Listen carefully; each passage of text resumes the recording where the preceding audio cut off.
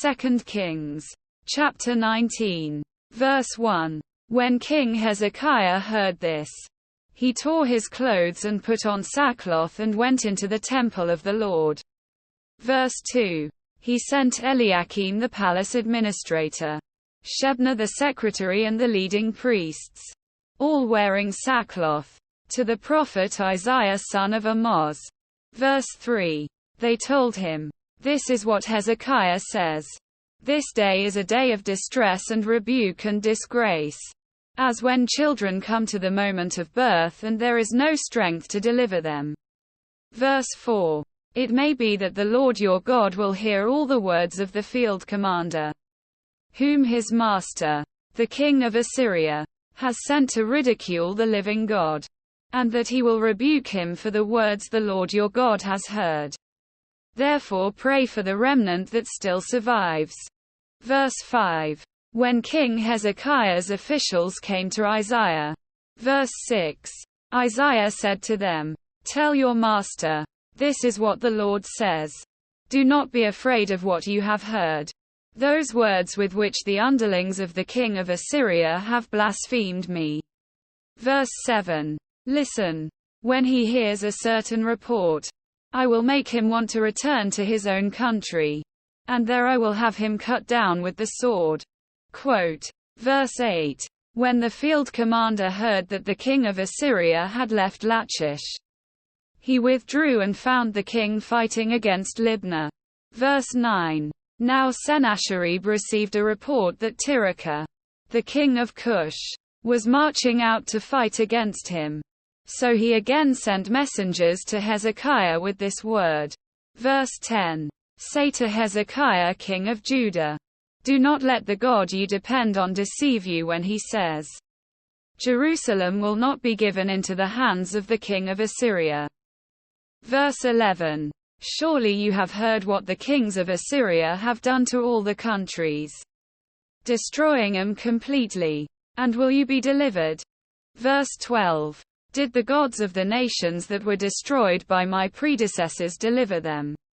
The gods of Gozan, Haran, Rezeph and the people of Eden who were in Telephonassa. Verse 13. Where is the king of Hamath or the king of Arpad? Where are the kings of Lair, Sepharvaim, Hena and Ivah? Quote. Verse 14. Hezekiah received the letter from the messengers and read it. Then he went up to the temple of the Lord and spread it out before the Lord. Verse 15. And Hezekiah prayed to the Lord. Lord, the God of Israel, enthroned between the cherubim, you alone are God over all the kingdoms of the earth. You have made heaven and earth. Verse 16. Give ear, Lord, and hear. Open your eyes, Lord, and see. Listen to the words Sennacherib has sent to ridicule the living God.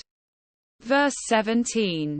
It is true, Lord, that the Assyrian kings have laid waste these nations and their lands. Verse 18. They have thrown their gods into the fire and destroyed them. For they were not gods but only wood and stone, fashioned by human hands. Verse 19. Now, Lord our God, deliver us from his hand, so that all the kingdoms of the earth may know that you alone, Lord, our God. Verse 20. Then Isaiah son of Amoz sent a message to Hezekiah. This is what the Lord, the God of Israel, says. I have heard your prayer concerning Sennacherib king of Assyria. Verse 21. This is the word that the Lord has spoken against him. Virgin daughter Zion despises you and mocks you. Daughter Jerusalem tosses her head as you flee. Verse 22. Who is it you have ridiculed and blasphemed? Against whom have you raised your voice and lifted your eyes in pride? Against the Holy One of Israel. Verse 23. By your messengers you have ridiculed the Lord. And you have said, with my many chariots I have ascended the heights of the mountains, the utmost heights of Lebanon. I have cut down its tallest cedars, the choicest of its junipers. I have reached its remotest parts, the finest of its forests. Verse 24. I have dug wells in foreign lands and drunk the water there. With the soles of my feet I have dried up all the streams of Egypt. Verse 25. Have you not heard? Long ago I ordained it. In days of old I planned it. Now I have brought it to pass, that you have turned fortified cities into piles of stone. Verse 26. Their people, drained of power, are dismayed and put to shame. They are like plants in the field, like tender green shoots, like grass sprouting on the roof, scorched before it grows up. Verse 27. But I know where you are and when you come and go and how you rage against me. Verse 28. Because you rage against me and because your insolence has reached my ears, I will put my hook in your nose and my bit in your mouth, and I will make you return by the way you came. Verse 29. This will be the sign for you, Hezekiah. This year you will eat what grows by itself, and the second year what springs from that. But in the third year sow and reap, plant vineyards and eat their fruit. Verse 30. Once more a remnant of the kingdom of Judah will take root below and bear fruit above. Verse 31. For out of Jerusalem will come a remnant, and out of Mount Zion a band of survivors. The zeal of the Lord Almighty will accomplish this. Verse 32. Therefore this is what the Lord says concerning the king of Assyria. He will not enter this city or shoot an arrow here. He will not come before it with shield or build a siege ramp against it. Verse 33. By the way that he came he will return. He will not enter this city, declares the Lord. Verse 34. I will defend this city and save it, for my sake and for the sake of David my servant. Quote. Verse 35.